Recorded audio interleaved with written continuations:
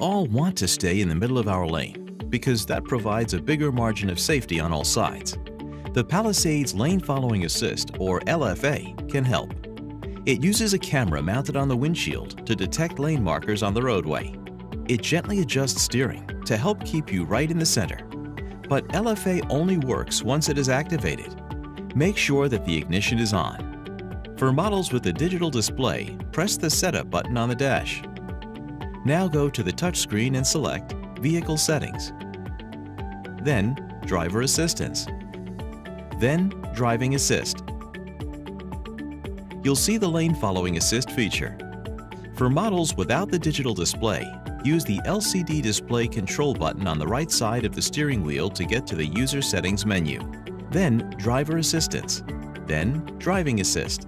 You'll see the Lane Following Assist feature. In both cases, check the box for Lane Following Assist to activate it. Once the feature is selected, an indicator on the instrument panel illuminates. At first it's white. That means the system is enabled but not active. To be enabled, Smart Cruise Control must be activated. Your speed must be below 93 miles per hour. And LFA must detect lane markers on both sides of your vehicle. When it does, the indicator will turn green. LFA is ready to do its job. You'll see a graphic of your vehicle on the road with lane markers on either side. If a lane marker is detected, its color will change from gray to white.